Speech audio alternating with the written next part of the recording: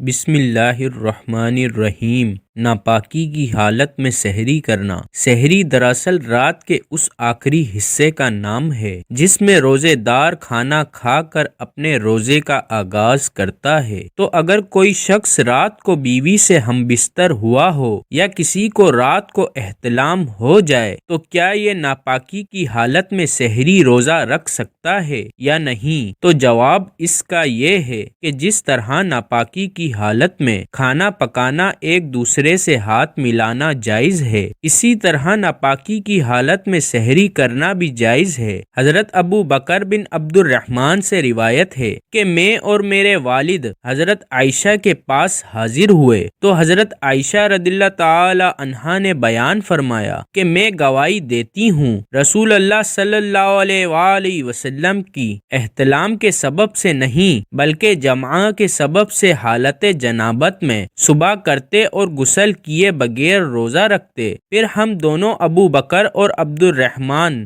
حضرت ام سلمہ کے پاس آئے اور انہوں نے بھی یہی بات کی۔ معلوم ہوا کہ اگر کسی شخص پر غسل واجب ہو اور وہ صبح صادق سے پہلے غسل نہ کر سکا اور سحری کر کے یا بغیر سحری کیے نیت کر کے روزہ رکھ لیا تو اس کا روزہ درست ہے۔ ناپاک ہونے کی وجہ سے روزے پر کوئی فرق نہیں پڑے گا، البتہ جلد از جلد غسل کر لینا چاہیے۔ غسل میں اتنی تاخیر کرنا کہ فجر کی نماز قضا ہو جائے گناہ کا باعث ہے۔ اللہ تعالی سے دعا ہے کہ اللہ تعالی ہم کو نیک اعمال کرنے اور رمضان المبارک کے روزے پوری ہمت و استقامت کے ساتھ رکھنے کی توفیق عطا فرمائے، آمین۔